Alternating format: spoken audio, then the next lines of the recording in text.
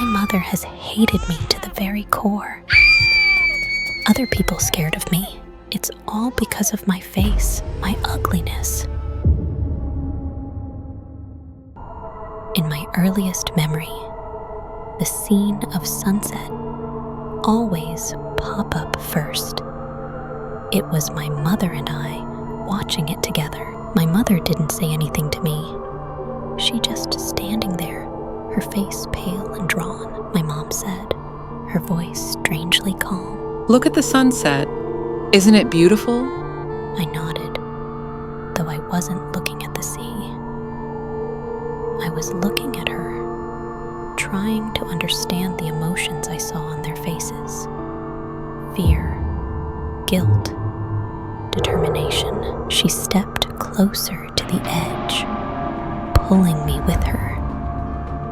The ground beneath my feet felt unsteady, as if it might crumble away at any moment, and then, without warning, she let go. The world tilted, and for a moment, I was weightless, suspended in the air. The wind roared in my ears, drowning out my scream.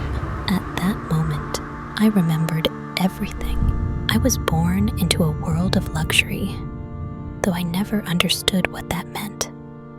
My mom had everything: fine clothes, a grand house, and plenty of money. But the only thing that she didn't have was love for me. I didn't know it at the time, but I was different.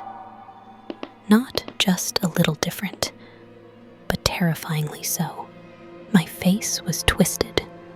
My limbs didn't move like they should, and my eyes, well, people said my eyes were the worst of all.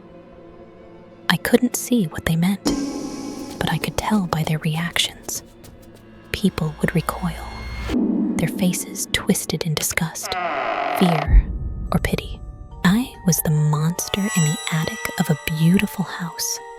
I spent most of my days in my room, a dimly lit space tucked away from the rest of the house. I had toys, books, and all the things a child might want, but I was alone. My mother rarely visited me.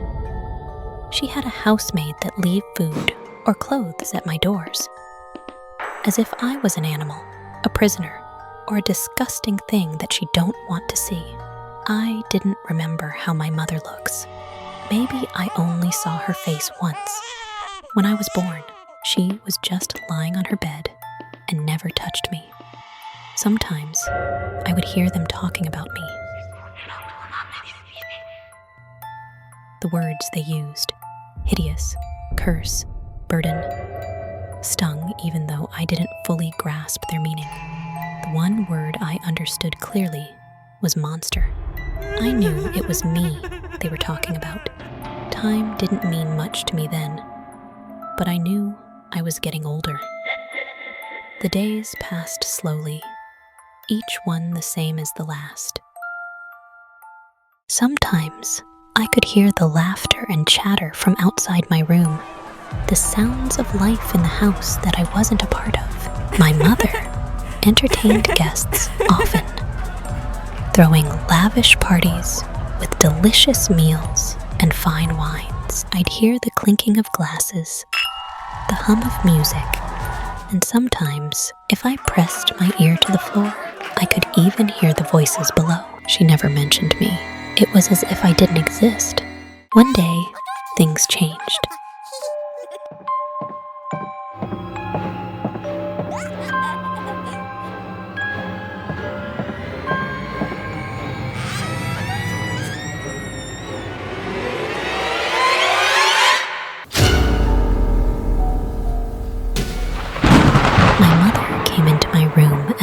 Of the night, which was unusual. She had a strange look on her face, one I couldn't quite understand. She didn't say anything, just looked at me with cold, distant eyes. After a moment, she left, and I was alone again.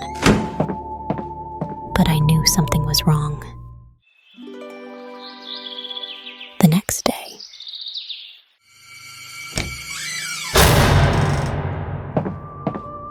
A housemaid dressed me in my best clothes, which was even more unusual. She didn't meet my eyes as she buttoned up my shirt and combed my hair. Her hands were trembling. "You're going on a trip?" She said, her voice flat. I nodded, though I didn't know what that meant. I hadn't left the house in years. My world was confined to the walls of my room and the few steps beyond it. I didn't know where we were going or why, but I was too scared to ask. Then my mother led me outside, into the bright sunlight. It hurt my eyes at first, and I blinked rapidly, trying to adjust. The world outside was vast, so much bigger than I had imagined. The car ride was silent, tense. Time on my mom car felt like hours to me. I looked out the window, watching the world pass by. The road twisted and turned, climbing higher and higher until we reached a place where the land dropped away sharply, revealing a vast expanse of ocean below. The cliffs. My heart began to race, though I didn't know why. Something about the place felt wrong, like a bad dream I couldn't wake up from. My mom got out of the car, and I followed her, my steps unsteady. The wind was strong up here, pulling at my clothes, my hair. The sea below roared and crashed against the rocks, far, far below. My mom held me, something she had never done before. I was so happy. This is the first time I touched her. Even her grip was tight, almost painful. I was still happy. The seconds after, I hit the water hard. The impact knocking the breath from my lungs. For a moment, everything was chaos and dark, with swirling water and the deafening sound of the waves. But then, as quickly as it began, it was over. I sank, the coldness of the ocean pulling me down into its dark depths. My lungs burned as I struggled to breathe, but there was nothing left. The light from above faded, and all I knew was darkness and cold, and then nothing. But that wasn't the end. 9 months later, a new child was born. A girl, perfect in every way. Beautiful, healthy, everything I wasn't. My mother were overjoyed. She had the daughter they had always wanted, the one they could show off to the world without shame. She grew up in the same grand house. But unlike me, she was loved. Her every need was met, her every wish granted. She was the pride and joy of the family, a child to be cherished. She was everything I wasn't, beautiful, charming, the perfect child. But there was something else. Something that lurked beneath the surface, something dark and twisted. They couldn't see it, but I was there, waiting. As the years passed, the girl grew. She learned to walk, to talk, to laugh and play. But there were moments, brief flashes, when something else would emerge, something that wasn't quite her. A shadow in her smile, a flicker of darkness in her eyes. My mother didn't notice at first. How could she? She were too caught up in the perfection of their new daughter, too blinded by their love for her to see what was really happening. But the girl knew. She could feel it, deep down. Something was wrong. She started to have nightmares, dreams of cold water, of darkness closing in, of falling, always falling. She would wake up screaming, drenched in sweat. But she could never remember what the dreams were about, only that they terrified her. And then, one day, the memories began to surface. They were faint at first, like fragments visions of a forgotten story. She would see flashes of the ocean, feel the coldness of the water, hear the sound of the waves crashing against the rocks. She didn't understand what they meant, but they filled her with a sense of dread, a fear that she couldn't shake. As the time goes by, the memories became clearer. She started to remember things she couldn't possibly know, things about the house, about the cliffs, and about the mother who loved her so much. And then, one day, at a party, while she was standing in the applause of people, she remembered everything. She remembered the room in the attic, the loneliness, the way people looked at her with fear and disgust. She remembered the car ride to the cliffs, the way her mother's hand had gripped hers so tightly. She remembered the wind, the cold, the way the sea had swallowed her whole body. She remembered dying and being born again. She remembered coming back. She was the girl they had thrown away, the child they had tried to erase from existence. And now she had returned. But this time, she was different. She watched her mother closely after that, studied with a new understanding. She saw the way people looked at her, the way they smiled and laughed. They didn't know. They couldn't know. The darkness inside her grew, fed by the memories of her past life, by the knowledge of what they had done. It twisted her thoughts, turned her love for them into something darker, something that simmered beneath the surface, waiting to be unleashed. And then, one day, the opportunity presented itself. It was a beautiful day.